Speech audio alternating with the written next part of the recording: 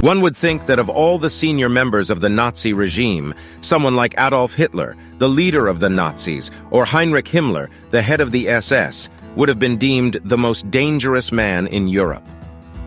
But that wasn't the case. By the end of the Second World War in 1944, the man who earned this moniker was Otto Johann Skorzeny.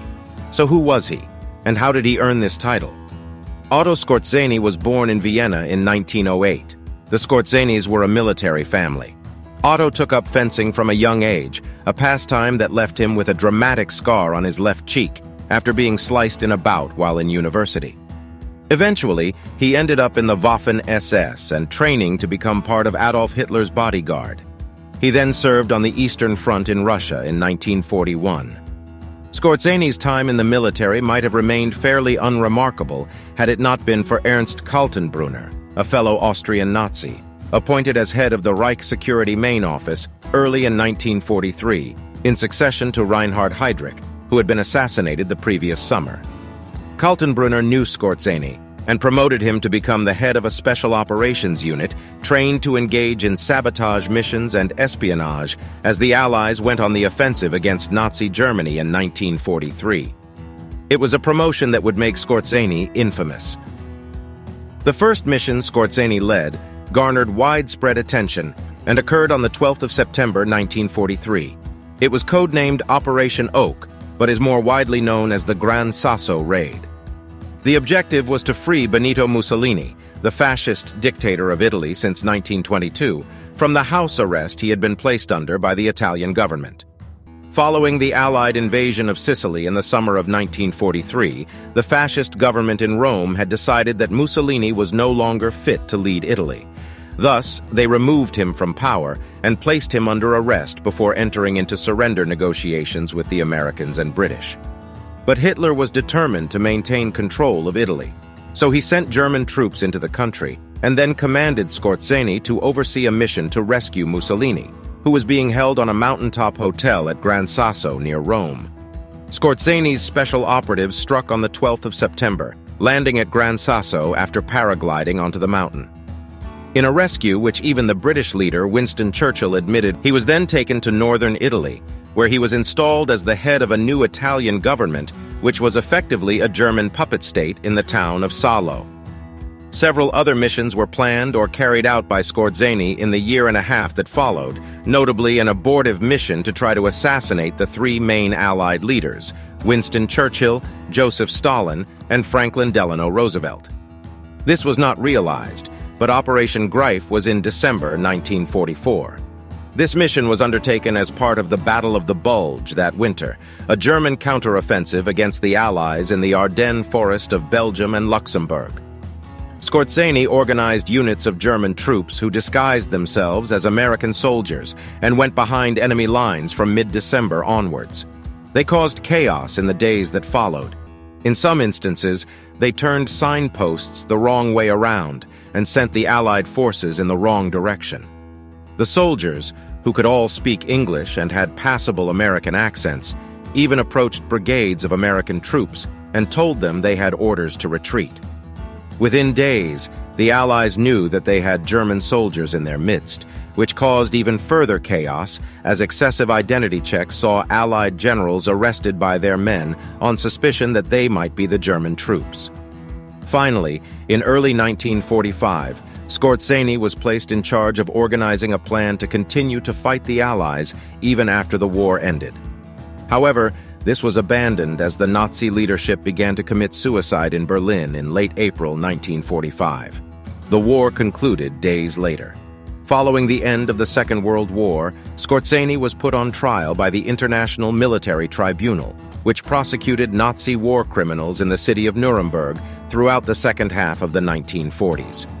He was, however, acquitted following the testimony of a British special operations officer who stated that he would have acted in much the same way Skorzeny had in the Gran Sasso raid and Operation Greif, and that British forces had also sent their troops behind enemy lines dressed as Germans. A second trial was pending in 1948 when he absconded from a detention center. His final years were variously spent in Spain, where he was sheltered by the fascist government of General Francisco Franco Argentina, where the government of Juan Perón sheltered many Nazis after the war, and Ireland, a country which had been neutral in the war and which had a deeply antagonistic relationship with Britain. Rumors abounded throughout these years that he had facilitated the escape of Nazi war criminals from Europe to South America, and that he contradictorily aided the Israeli intelligence service, Mossad, in hunting down Nazis who were involved in the Holocaust of Europe's Jews. He died on the 5th of July, 1975, at 67 years of age. He was cremated, and his ashes were returned to Vienna.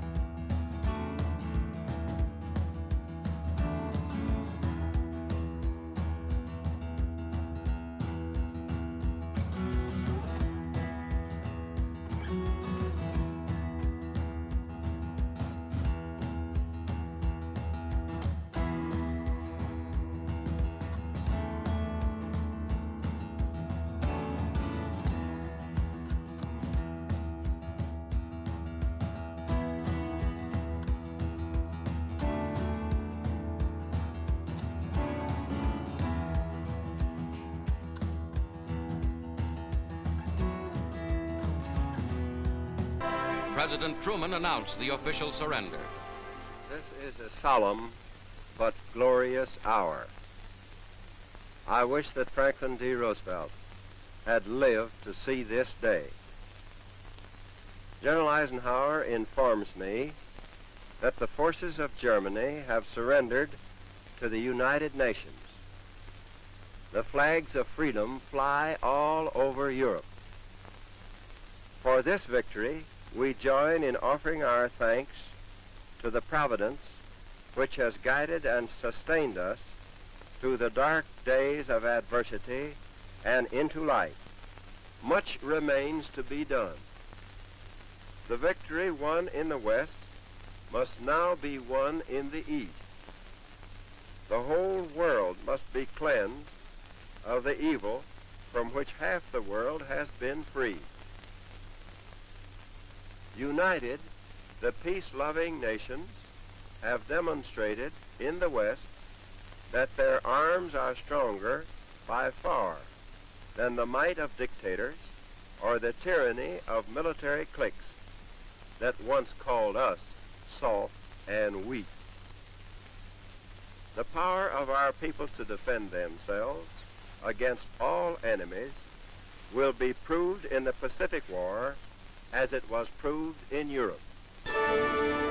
Historic pictures of the last days of the war in Europe show American and Russian troops as they joined at Torgau on the River Elbe, splitting German armies in two. United States General Reinhardt meets Red Army General Rusakov, a meeting that spelled out certain German defeat. At Allied Mediterranean headquarters in Italy, the Germans unconditionally give up all of Italy and southern Austria. In civilian clothes, representatives of the German armies signed the surrender document. General W.D. Morgan, representing Supreme Mediterranean Commander Alexander, signs for the Allies. Preceding the final capitulation at Reims, this surrender eliminated 1 million German troops.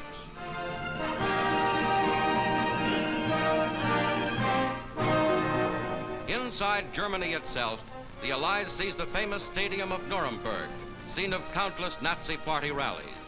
With the capture of this famous southern German city, the American flag flouts out the swastika.